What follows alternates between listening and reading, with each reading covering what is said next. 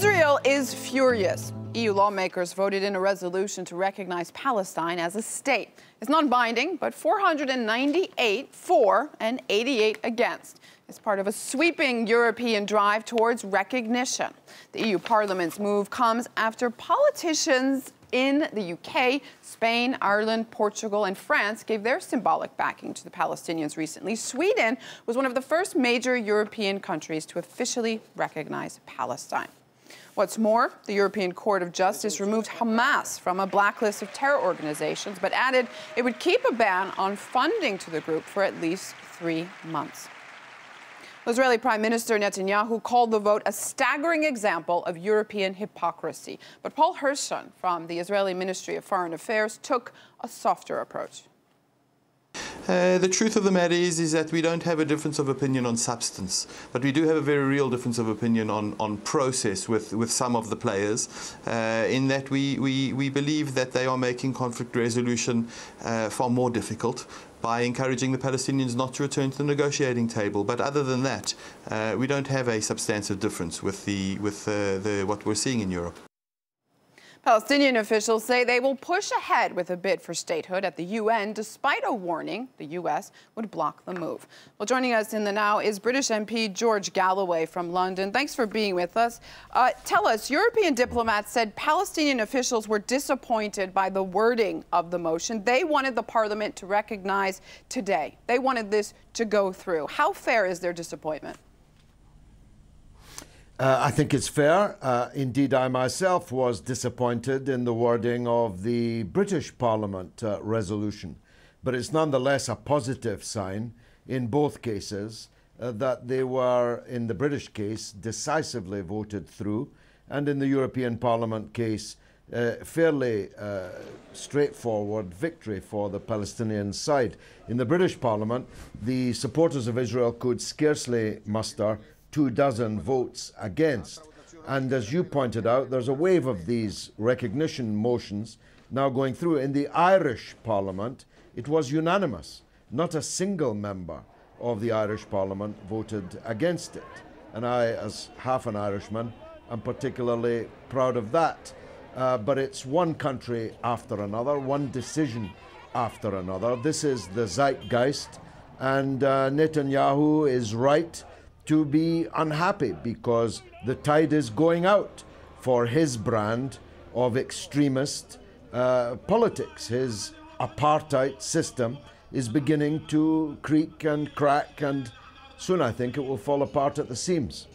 There's no doubt that this symbolic gesture is a positive one, but what's the point of non-binding votes? How does it affect the peace process? Well, it makes the weather. You see, if Israel believes that it can continue to rely on international buttressing, support, financial, trading, military, diplomatic, media support, then there is no incentive whatsoever. I had to laugh at the Israeli spokesman a moment ago on your show, saying that it was discouraging the Palestinians from returning to the negotiating table. I didn't know actually whether to laugh or cry. These negotiations have been going on for 20 years since the Oslo Agreement was signed. Not a centimetre of Palestine is free. On the contrary, new settlements are being announced and being built almost every week. The people who are refusing to negotiate or deliver that which they've already negotiated are, of course, Netanyahu's Israel.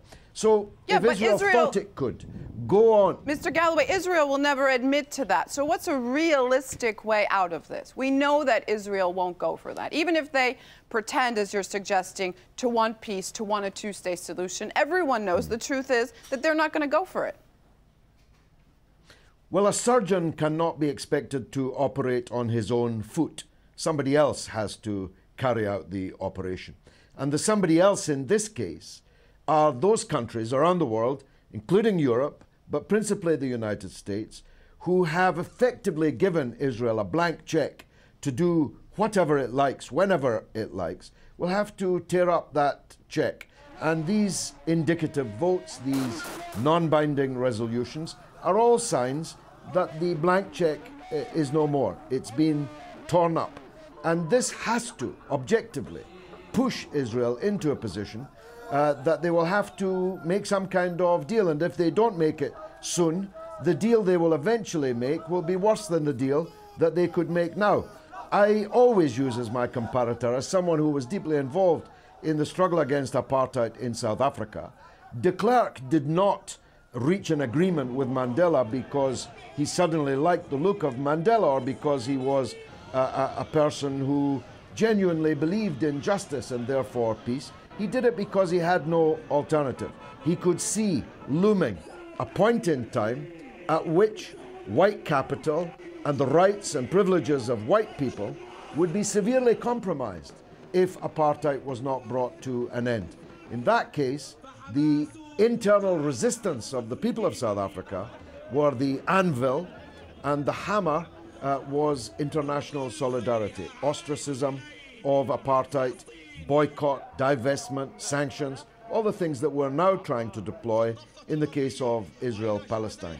So Netanyahu, if he can't change, will have to be changed. And Israel will have to understand that its days as an apartheid state are coming to an end.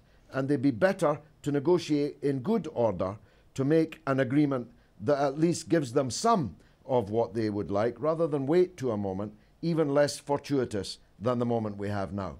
All right, just briefly, Mr. Galloway, I want to ask you this. Is it possible, going to be possible, to rip up that check, as you say, with the current policy we're seeing coming out of Washington? I think so. Barack Obama has shown today a boldness on Cuba, which no one expected, least of all me, as someone been involved in it for decades. I think that Obama's now thinking about his legacy. He doesn't have much to show for 6 years as the United States' first black president, and a man who went to Cairo soon after his first election and announced a new era for the United States' relations with the Muslim world and in the Middle East. So I think that the Israelis are worried that Obama's boldness in Cuba will soon be replicated with a boldness towards the Middle East. That's a very optimistic statement. George Galloway, British MP, with us in the Now from London. Thanks so much.